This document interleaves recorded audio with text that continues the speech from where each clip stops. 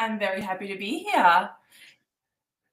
So great to have you on this podcast. You've been on my other podcast, Health Up, many times. I think we've done at least 3 together. So really look forward to you sharing your insights and wisdom with the Joyful Mate listeners. But they won't be familiar with your backstory and how you've arrived at what you're doing today. So let's start with that. Where do you want me to start in terms of being a health and wellness strategist with a background in dietetics? So really coming from that scientific medical background, having worked in the hospital wards where there's a lot of disease, and going into private practice and really having this feeling of there was a method to how I was doing things. I just didn't know it. So I've always been more of a coach, more of a guide, more of a really picking people's brains on what was keeping them back. And this is more behavioral science. I just didn't know that it was a thing. It was when I started studying health and wellness coaching that I saw, oh wow, I'm actually doing the right thing. Because when I was strictly in dietetics, I always felt that I was doing something wrong. So really adding onto my credentials, adding onto my studies, going into health and wellness coaching, exploring myself and doing breath work as well. So tapping into more spiritual realms and really inundating myself with over 200 books over 2 years and exploring all these concepts. And I'm really excited to share what I've learned about joy and happiness along the way too. Yeah, well, let's get into what is joy and happiness to you. Well, this is the thing, right? So for me, having done the work that I've done over the last 3 years, really exiting a codependent relationship, which took me on this journey, it was really this journey of what else don't I know? What else have I not been taught? What else can I learn? And that took me down the path of a lot of topics. In the health space, in the space of the body's innate ability to heal itself and how to create that environment for that to occur, but also in the mindset space. And I've really found that emotional intelligence and emotional mastery is a key to pulling everything together.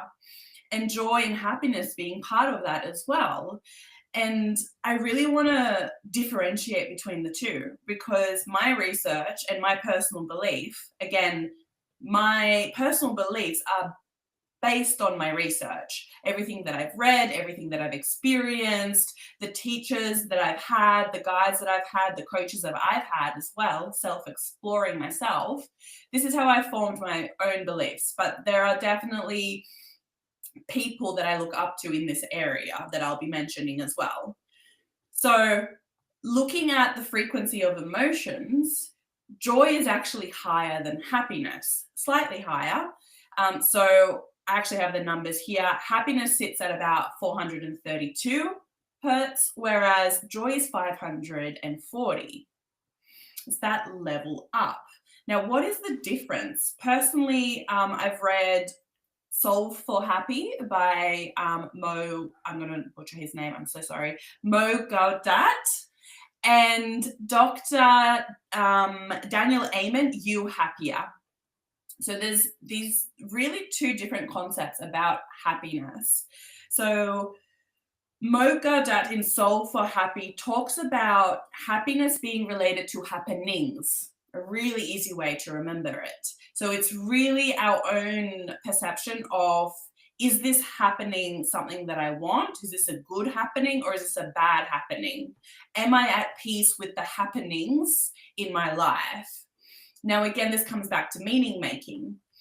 Now, to actually excel from happenings or happiness into joy, it's all about the meaning that we make of it and the purpose. So joy comes more from a state of clarity about the purpose. So it's detaching from the happenings. It's detaching from whatever happens in life happens. There's a certain point and there are things that we can't control. But what are we making it mean? And how are we framing it for a greater purpose? How is this leading us towards what we really want in life?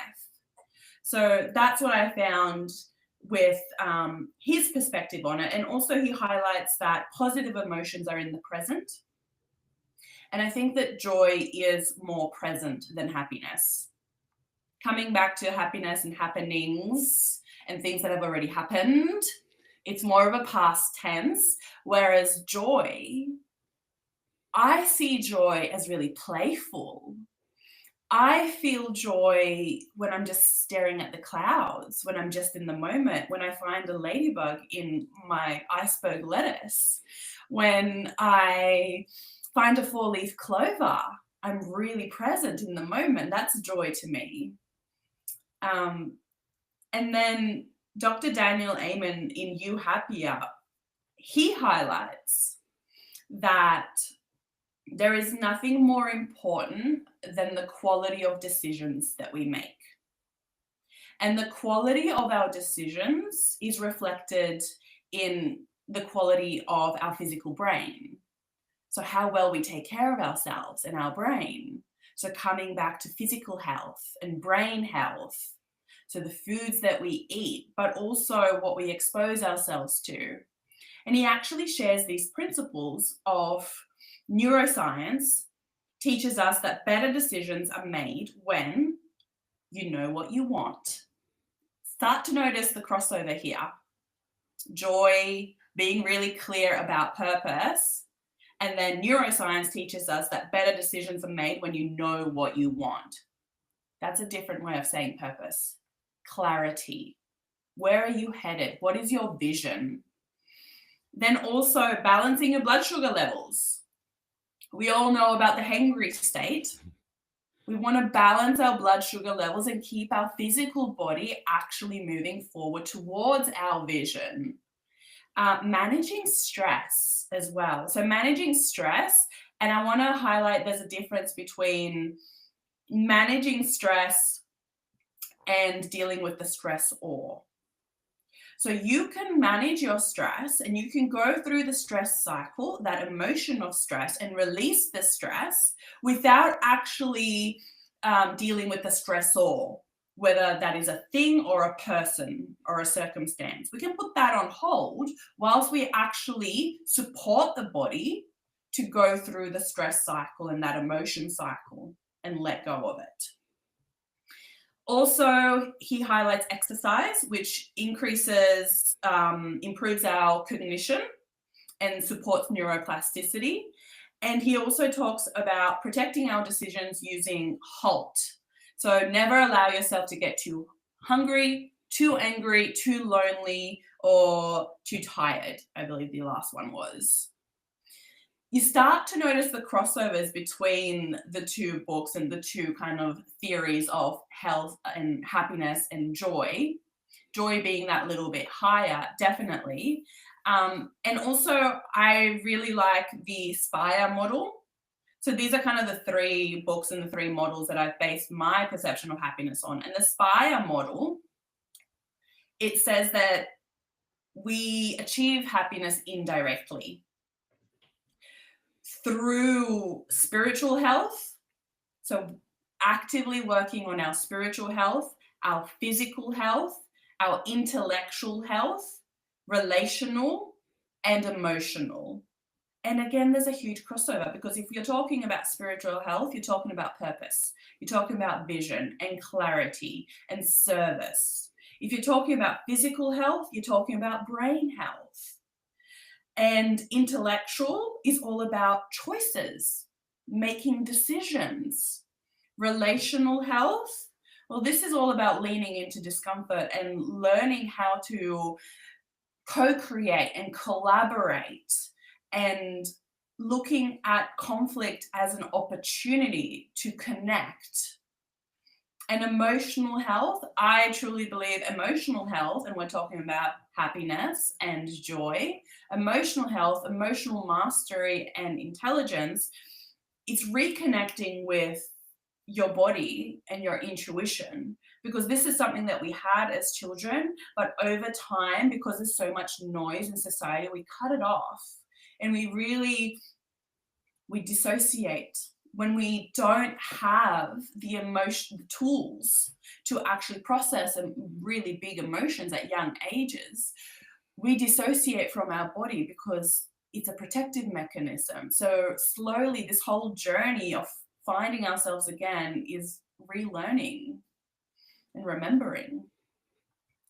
Wow, that was very thorough in in your, I guess, rounding up of joy and happiness and what you've discovered through reading various books, and how you've taken parts of each book and sort of come up with your own um, synopsis of joy and happiness. And I can, that book about the happiness happenings, like it sort of, to me, it reminds me of, I think it was John Lennon's quote, is life is what happens. And so if things happen and they happen in how you would like them to happen, then so that it's externally driven, right? It's not much you can control, but it seems to all the stars align and you feel happy because things have just happened the way you projected you wanted them to happen. However, joy is more internal and linked to meaning and purpose, and as you said, clarity. And so I think with the joy is that we can discover that more frequently, because no matter what happens, we find the joy in it, as opposed to just looking and searching for happiness and hoping that everything aligns to the way we want it to align. And if you get back to life is what happens, well, there's so much out of our control, as you mentioned. There's the extrinsic factors that we certainly have no control over, well beyond our influence. But certainly, what we have control over is ourselves and how we respond, our actions to to certain events in life. And as you said, we have the ability to find and extract meaning from whatever happens. So yeah, I really like the way you've defined it. It's Yeah, nice. what you're mentioning there is definitely, that's the emotional mastery. That's the key. And the thing is, life's going to happen, events are going to happen, and the meaning that we make of it. However, there's this element of surrender and trust when it comes to joy and this meaning making and this purpose. Whatever happens, if we are truly moving towards our purpose, if we are truly clear and we are aligning, so I also believe that happiness and joy comes from alignment, even when it gets hard.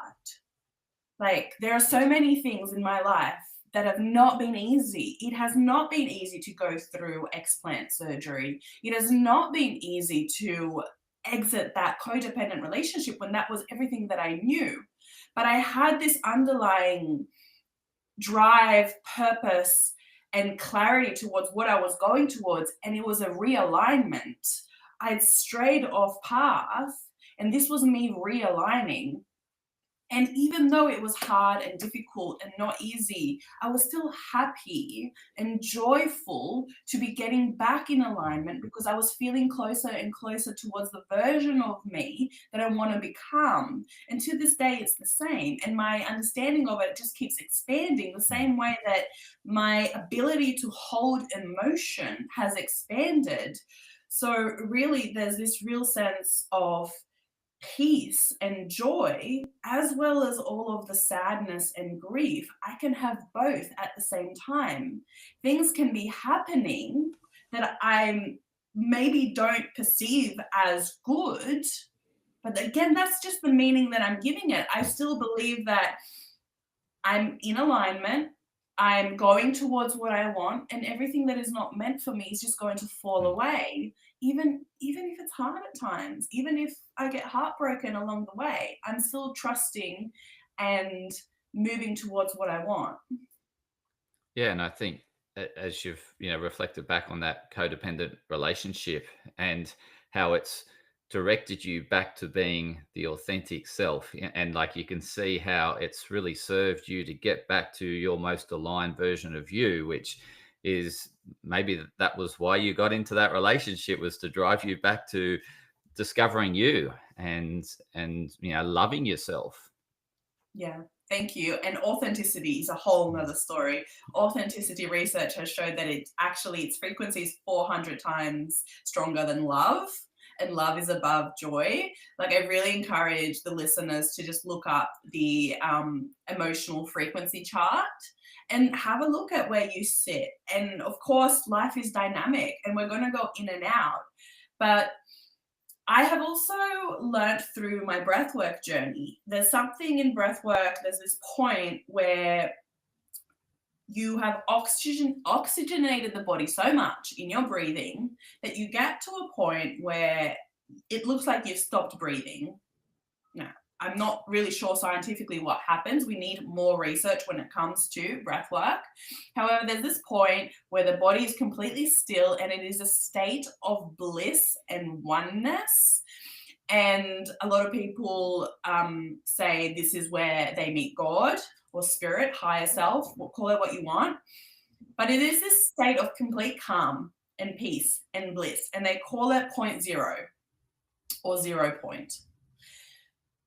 And I kind of came up with this little spiel of my own, or if we can walk into any situation at this kind of neutral point zero, bliss, oneness, and wholeness, if you walk into any happening with this attitude of point zero, I think that is where we can then elevate to the joy. If we walk in, no matter what happens, I'm going to be okay. And again, that comes back to that emotional mastery as well, being point zero and just being the observer and not jumping to conclusions and just allowing things to show themselves. Because where does happiness and joy escape us? When we attach to something needing to be a certain way. So we can bring more happiness and joy if we walk in with this emotional mastery, resilience, self-regulation, and point zero attitude. Yeah, very true in terms of that, that attachment. If we're going to experience less happiness, certainly, and joy. If we want to dissect them, we'll just talk about happiness. But if we have a certain version of happiness, then we're going to only see or feel happiness when that happens, right? But the frequency of that is going to be, I don't know, some probability there, but it certainly, if you totally detach, and you can experience a whole lot more happiness by not having a attachment to a certain form of, it has to be this way. Things happen, relationships have to be this way. And if you accept the relationship as it is, then you can find and discover more happiness and fulfillment, joy in that relationship, as opposed to being attached to a certain way it's got to be. Yeah, that's Byron Katie, loving what is. I love and accept what is, regardless of the outcome, regardless of how I'm feeling right now. I'm working towards loving and accepting what is. Those kinds of affirmations can help us to stay in that state as well. I choose to love and accept what is also very powerful. Again, moving towards it is a choice, and happiness is a choice. It's an attitude. We are in control of that. Comes back to that emotional mastery side of things as well. And I think the other important thing to notice there with this kind of a detaching from the outcome and from that kind of we grew up with some sort of a image of happiness. If we let that go, we're allowing for flow, because life is always going to have its ups and downs and flow. We just want the energy to flow through us. We want those moments to flow through us, because that also means that we're just allowing it. That's the surrender part that I mentioned before. It's the grace, it's the easefully moving through it.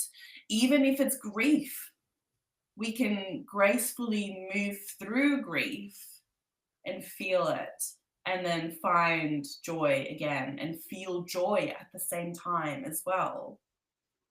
And it really gets back to what you mentioned about authenticity, and that having that oneness with self, like, so, um, not attaching to a certain shape of body or being attached to a certain version of, I should always be this way, like, if I, like I may, and I guess it gets back to this sinner and saint sort of thing. It's sort of, we think we've been brought up as thinking that we should be one-sided, and if we're not, there's something wrong with us, right? If we're not always the saint, then we're the sinner and we're evil. And but whereas at the end of the day, we do both. And it's, I guess, embracing both sides of who we are that really creates that connection with oneness of who we are, and that enables us to be and accept ultimately who we are, and go forth into the world as who we are, and in a loving way. And that enables better connection with others and everything. And that this whole, as you said, this connectionness and this oneness and this state of bliss is ultimately when you love yourself and love others for who they are, as opposed to that state of judgment, which then brings up emotions and all those other. Uh, Absolutely. yeah, yeah, I absolutely love the path that you've taken there, because what's coming up for me now is integration. So, really, what you're mentioning is a bit of shadow work. We have dark shadows, we have light shadows, we have these parts of ourselves. And integration is necessary for completion. If we can integrate the parts of ourselves, we really meet them. Our shadow selves, they want to be seen and heard and held. They want to be befriended. They want to be acknowledged and validated, because they served us at a point in our life, even if the behaviors are unresourceful. And it's actually the seat of much of our creativity, and they just need a stage. So we need to find a resourceful way to actually show them to the world. So integrating those parts of ourselves. And again, everything starts from self. We can't meet another as deeply if we haven't met ourselves and met our own shadows. We can't show them understanding, and we can't create this non-judgmental environment unless we've done the work ourselves to go there and to really peel back and understand. You are not your behaviors. You are not your thoughts. You are not even your emotions. You are the soul, the observer of yourself going through this human experience. And part of that human experience is having emotions and letting them flow through your body. Otherwise, they get stuck. And we know that that leads to disease, this kind of a blockage of the flow. So really peeling it back again, bringing it back to the books that I read and what I mentioned. And this is why I love that I come from a background of dietetics, because I really believe that a really good place to start is with what you eat. Because everything is chemicals, and all we are is a whole host of chemical reactions. And what we eat interacts with those chemicals and metabolism. The more we purify the body, the more we take care of our physical health, our brain, neuroplasticity, cleansing. This is where we get a greater connection with spirit and our soul, spirit self as well, and can actually work towards that emotional mastery. This is why I work with people on the habits first, on the habits of nutrition, movement, sleep, optimizing the stress response, light therapy, mindset, and spirituality. We go through those habits to allow the connection to be greater. And I purposely mentioned spirituality at the end. It's the seventh pillar. We don't get there until we've actually nailed the other ones. it brings up this sense that at the moment there's a lot of people at ease, well, not at ease, but very at discomfort, because of the US situation with the president. And I often reflect on Donald Trump and what he's saying and why people feel uneasy. And like, it comes back to that, we see the world as we are and not as it is. And so what people are judging in Donald Trump is what they haven't loved in themselves. And so for me, it's I think Donald Trump is the awakening that the world needed in order to love the whole self and become at one with self and the best authentic version, and to love that shadow side that you mentioned. So I find it very interesting in watching what's going on in this US dynamic, and what people are saying, and how they're judging, and very much judgmental in terms of but it's themselves actually judging themselves, Yeah. because it's something that they haven't loved and owned within themselves. So it's a really interesting dynamic, and it's a hard thing to bring up when people are so emotionally and so irrational about what Trump is doing, and you can't really walk down the street and have these sort of conversations, because if you do, you'll get shot or beaten up, because This is a thing as well. That comes back to emotional mastery. It comes back to point zero. It comes back to being able to accept that things are happening around us, and how is this affecting your life, and do you want to be part of the problem or do you want to be part of the solution? What are you focusing on? Fix your focus. And like I said, you can learn to expand how much you can hold. You can hold space for both. I think that having a general awareness of what's happening in the world is important for just your own informative space, so just being informed. And again, it's that point zero, just like, okay, that's happening, but what am I focusing on? How am I contributing to raising the frequency of the world? How do I focus on staying in my lane and my frequency and increasing that authenticity? That's going to bring more happiness and joy into your life, which is contagious. The same way that the victimhood mindset is contagious, the same way that bad news is contagious, so is happiness and joy. So if we just focus on fixing our focus, staying in our lane, knowing what we know, and other people around us will start to shift as well. Yeah, I like how you touched on fixing our focus, because that's something in our control, right? The way we're perceiving things and judging things. If we look at us and start to reflect as to why we're thinking that way, and keep asking ourselves why, we'll get to the bottom as to why we are judging what we're judging, and ultimately, need to go through a process of eventually, probably bringing up memories from the past of an instance where you've done a similar act to someone else and you feel guilty or shameful for it, and hence when you see Trump doing it, you feel that guilt and shame within you. And so he's ultimately there to help bring that out of you, and to make you love yourself for who you are, and not be too cruel to the shadow side, and embrace it and integrate it, as you've said. Kathy, is there any parting words you'd like to leave the listeners with whilst we wrap this up? And obviously, please share also how the listeners can best connect with you. I think when it comes to happiness and joy, alignment is my biggest tip.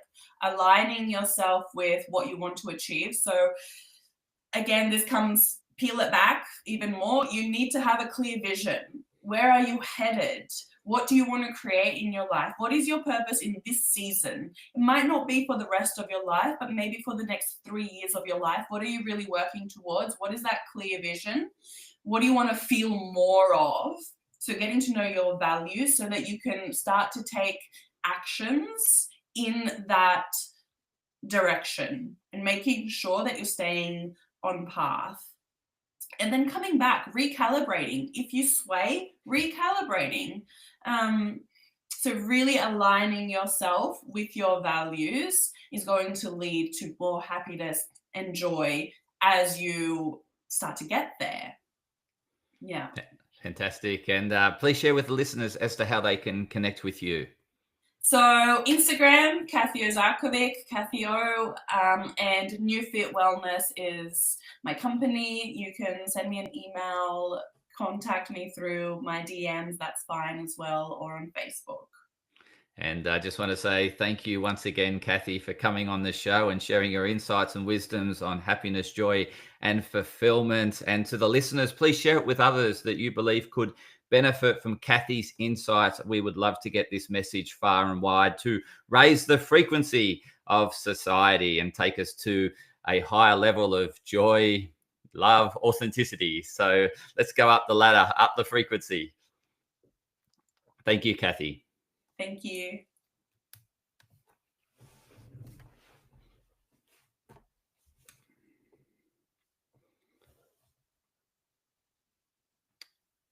Well, thank you.